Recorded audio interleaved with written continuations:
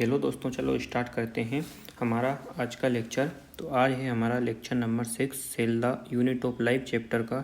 और आज हमारे जो टॉपिक रहने वाले हैं वो है वैक्यूल और माइटोकॉन्ड्रिया। चलिए इसको हम समझते हैं, उसके बाद इनकी हम एनसीईआरटी रीड कर लेंगे। तो फर्स्ट ऑफ ऑल हम वैक्यूल के बारे में देखते हैं। तो वैक्यूल होता क्या है? वैक्यूल जो है सेल के अंदर पाए जाने वाला एक मेम्ब्रेन बाउंड स्पेस होता है, एक मेम्ब्रेन बाउंड चेम्बर होता है। तो ये वैक्यूल क्या है? एक मेम्ब्रेन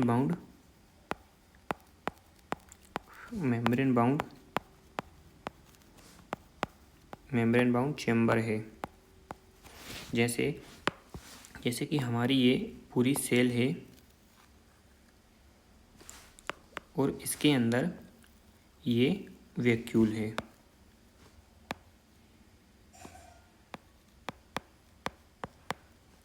वैक्यूल है, ये वैक्यूल की मेम्ब्रेन है। और वैक्यूल की जो मेम्ब्रेन होती है उसको हम टोनोप्लास्ट बोलते हैं।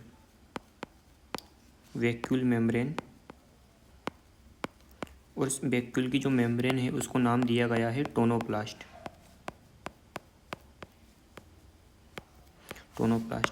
तो वैक्यूल करता क्या है? वैक्यूल के अंदर जो है ये बहुत सारे सब्सटेंस को स्टोर करता है, कंटेन करके रखता है उनको। तो इसके अंदर जैसे कि इस वैक्यूल मेम्ब्रेन टोनोप्लास्ट के अंदर वैक्यूल के अंदर क्या स्टोर हो सकता है? जो है बहुत सारे जो है सब्सटेंस इसके अंदर कंटेन होते हैं, इसके अंदर स्टोर होते हैं। जैसे कि स्टोर, वाटर, सेप। या सेप का मतलब क्या है? सेप मतलब होता है वाटर प्लस मिनरल। वाटर और मिनरल को मिला के हम जो है सेप बोलते हैं। तो वाटर हो सकता है इसके अंदर, सेप हो सकता है, एंड जो है अदर एक्सक्रीटरी प्रोडक्ट हो सकते हैं जिसको बाहर एक्सक्रीट करना होता है। एक्सक्रीटरी मटेरियल इसके अंदर हो सकता है, स्टोर हो सकता है, जिसको ये इन सबको जो ये है स्टोर करके रखता है। और ऐसे सब्सटेंस जो सेल के लिए यूज़फुल नहीं है ये उनको भी स्टोर करके रखता है। तो इसके अलावा जो हमारी टोनोप्लास्ट की जो मेम्ब्रेन होती है उस पर चैनल एंड पंप लगे होते हैं। टोनोप्लास्ट की मेम्ब्रेन पे चैनल और पंप लगे होते हैं। और इस चैनल या पंप के थ्रू जो होते हैं बहुत सारा जो मोलिक्यूल्स हैं, बहुत सारे जो सब्सटेंस है, कुछ आयंस है, कुछ मटेरियल्स है, वो सेल के अंदर जाते हैं। यदि वो सेल के अंदर जा रहे हैं मतलब कि जो वैक्यूल के अंदर जो होती है कंसंट्रेशन हाई होती है एज़ कम्पेयर टू साइटोप्लाज्म। तो साइटोप्लाज्म में जो होती है कंसंट्रेशन लो होती है। तो हम जो यहाँ पे हम देख सकते हैं कि अगेंस्ट द कंसंट्रेशन जो ग्रेडियंट है बहुत सारे आयंस एंड अदर मटेरियल जो है वैक्यूल के अंदर साइटोप्लाज्म से जाता है। मतलब इस जो साइटोप्लाज्म के कंपेयर में वैक्यूल के अंदर की जो कंसंट्रेशन होती है बहुत ज़्यादा हाई हो सकती है। तो यहाँ हम लिख सकते हैं ions and other material move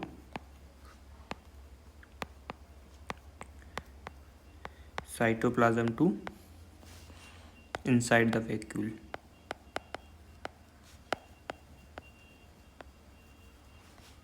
concentration के अगेंस्ट, मतलब कि against concentration, low concentration to high concentration.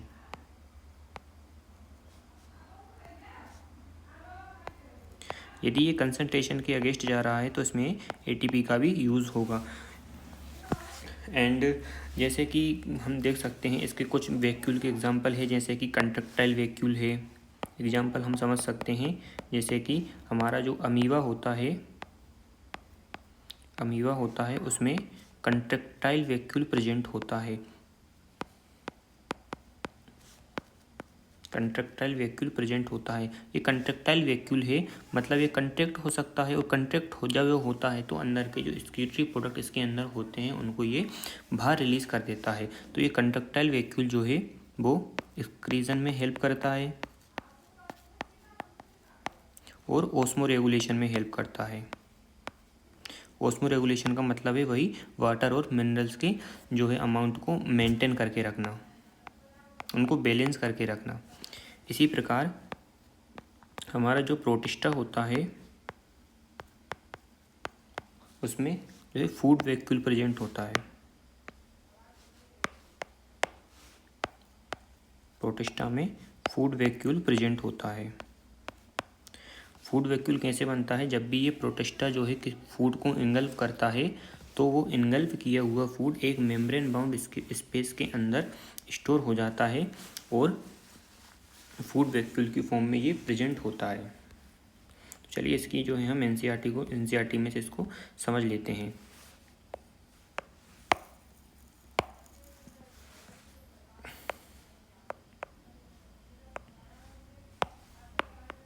देखा कि जो हमारा वैक्यूल है वो एक मेम्ब्रेन बाउंड स्पेस है जो साइटोप्लाज्म में रहता है।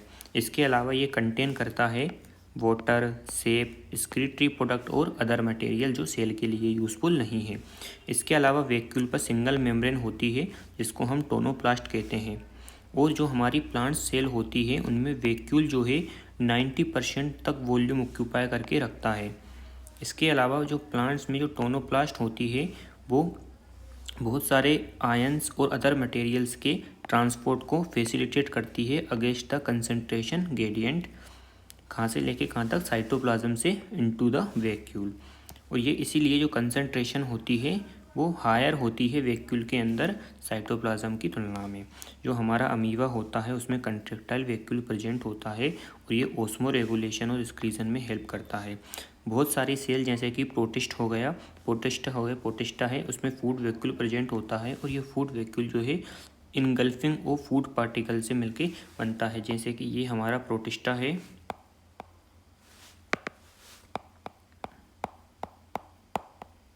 जैसे कि ये प्रोटिस्टा है और ये कोई फूड पार्टिकल है। तो जब ये फूड पार्टिकल को इनगल्फ करेगा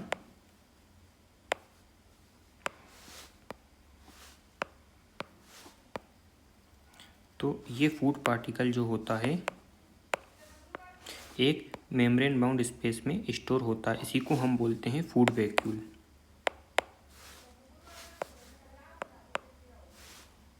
इसी को हम बोलते हैं फूड वैक्यूल।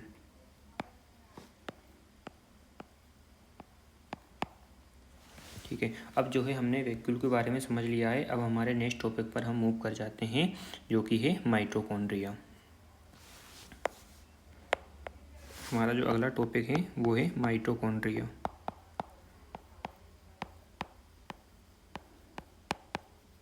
माइटोकॉन्ड्रिया है हमारा एक सेल का one of the most important cell organelle है। तो सबसे पहले हम इसकी साइज शेप के बारे में देख लेते हैं। तो जो माइटोकॉन्ड्रिया होता है,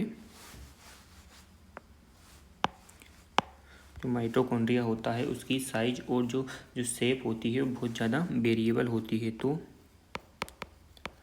साइज एंड शेप इसकी वेरिएबल हो सकती है सेल टू सेल। यदि साइज़ की बात करें, जो इन जनरल जो एवरेज इसकी जो साइज होती है यदि उसकी बात करें तो वो डायामीटर में इसका जो डायामीटर होता है वो 0.2 से 1 माइक्रोमीटर होता है। और यदि एवरेज डायामीटर की बात करें तो वो 0.5 माइक्रोमीटर होता है। और इसकी जो लेंथ होती है वो 1 से 4.1 माइक्रोमीटर होती है। जैसे कि ये हमारा समझ लो कि थोड़ी देर के लिए मान लेते हैं कि ये जो है माइटोकॉन्ड्रिया है। तो माइटोकॉन्ड्रिया का जो डायामीटर है वो कितना है, 0.2 से 1 माइक्रोमीटर। और जो इसकी लेंथ है वो है 1 से 4 माइक्रोमीटर के लगभग। एंड इसकी यदि हम शेप की बात करें तो जो माइटोकॉन्ड्रिया की शेप होती है वो सॉसेज, या बोल सकते हैं कि ये सिलेंड्रिकल शेप का होता है। माइटोकॉन्ड्रिया जो होता है वो सिलेंड्रिकल शेप का होता है। यहाँ पे एक बहुत ही इम्पोर्टेंट पॉइंट जो है मैं यहाँ पे लिख रहा हूँ कि जो माइटोकॉन्ड्रिया का जो नंबर है वो वेरी कर सकता है सेल टू सेल। वो डिपेंड करता है कि सेल की फिजियोलॉजिकल एक्टिविटी पे। यानी कि मतलब इसका मतलब ये है कि मान लो कोई सी भी जो सेल है जिसको ज़्यादा काम करना है, जिसको ज़्यादा वर्क करना है, ज़्यादा एनर्जी की रिक्वायरमेंट, उसको ज़्यादा वर्क करना है तो उसको ज़्यादा एनर्जी की रिक्वायरमेंट होगी, और ज़्यादा एनर्जी की रिक्वायरमेंट है तो उसमें माइटोकॉन्ड्रिया का नंबर भी ज़्यादा होगा। जैसे कि बर्ड्स हैं, बर्ड्स की जो फ्लाइट मसल्स होती है जो उड़ने में उनकी हेल्प करती है, तो उनमें एनर्जी की रिक्वायरमेंट ज़्यादा है तो उनमें जो है माइटोकॉन्ड्रिया का नंबर भी ज़्यादा होगा। तो यहाँ हम लिख सकते हैं number of mitochondria,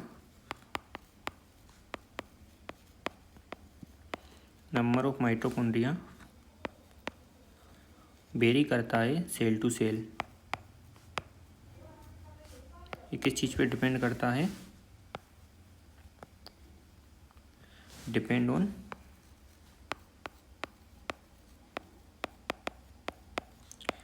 physiological activity पे, कि वो सेल जो है कितनी एक्टिव है फिजियोलॉजिकल। तो यहाँ पे जो है हम माइटोकॉन्ड्रिया के अब स्ट्रक्चर को थोड़ा समझते हैं और देखते हैं। जैसे कि ये हमारा जो है सिलिंड्रिकल शेप का माइटोकॉन्ड्रिया है।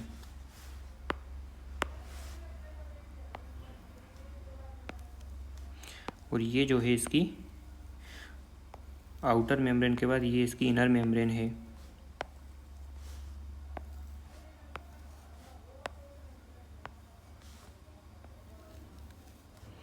और जो हमारी जो माइटोकॉन्ड्रिया की इनर मेम्ब्रेन होती है वो अंदर की ओर फोल्ड हो जाती है। उस फोल्डिंग को जो है हम क्रिस्टा कहते हैं।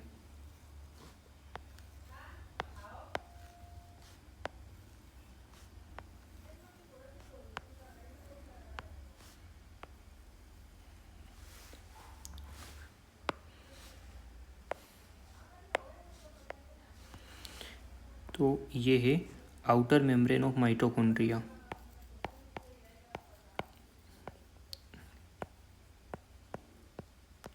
और ये है इनर मेम्ब्रेन ऑफ माइटोकॉन्ड्रिया।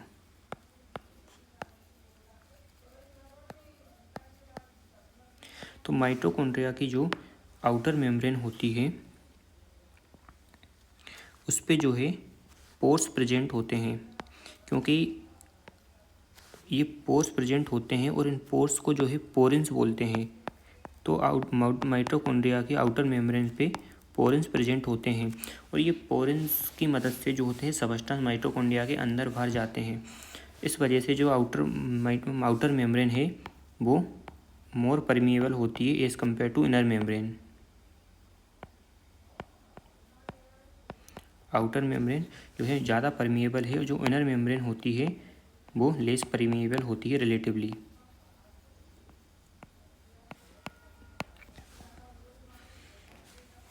इसके अलावा जो आउटर मेम्ब्रेन और इनर मेम्ब्रेन के बीच में जो स्पेस होता है उसको हम इंटर मेम्ब्रेन स्पेस कहते हैं।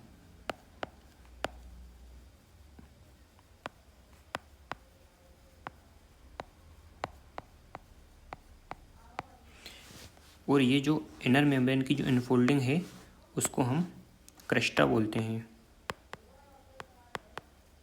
क्रिस्टा, ये क्रिस्टा क्या है? इनफोल्डिंग ऑफ इनर मेम्ब्रेन है जो कि सरफेस एरिया इंक्रीज़ करती है। इसके अलावा जो हमारी माइटोकॉन्ड्रिया की इनर मेम्ब्रेन होती है उस पर कुछ चैनल लगे होते हैं, और इस चैनल को नाम दिया गया है F0 F1। कुछ यहाँ पे चैनल होते हैं जिनको F0 F1 पार्टिकल्स बोलते हैं। तो जो इनर मेम्ब्रेन है उस पर F0 F1 पार्टिकल्स भी प्रेजेंट होते हैं।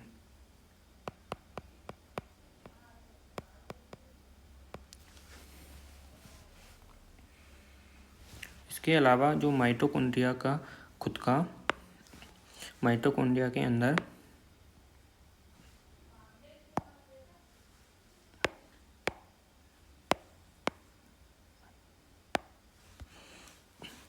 खुद का डीएनए होता है।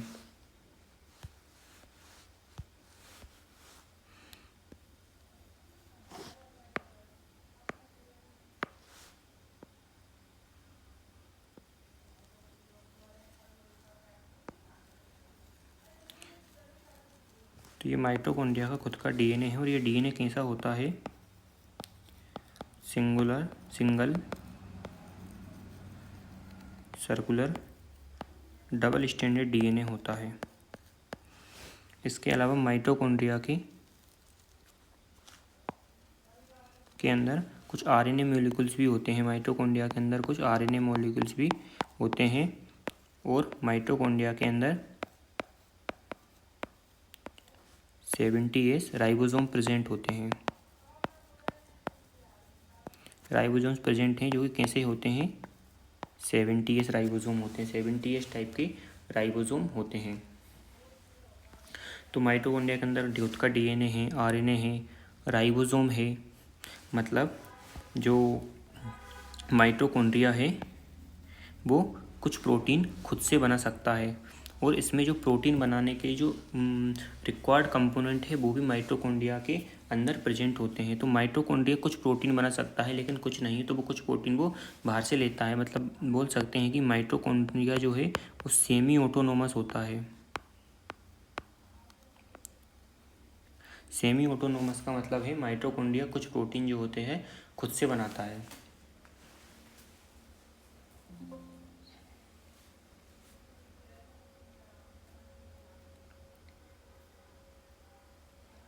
एंड जो है यहाँ पे हमने जो है माइटोकॉन्ड्रिया की स्ट्रक्चर के बारे में देखा।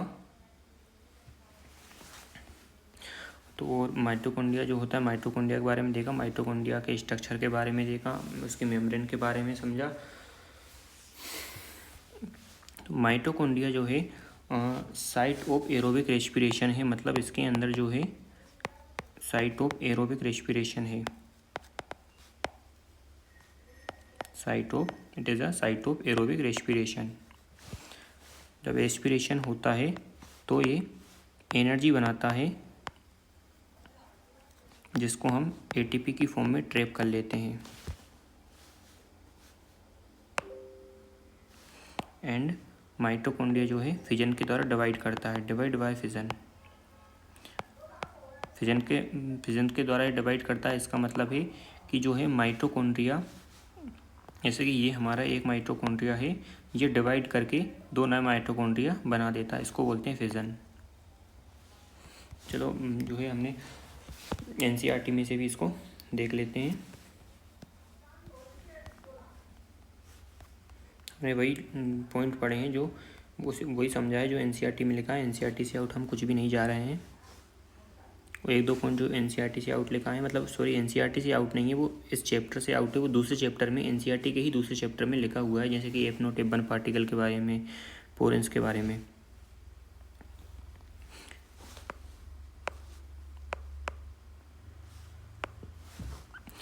हमने देखा कि जो माइटोकॉन्ड्रिया है,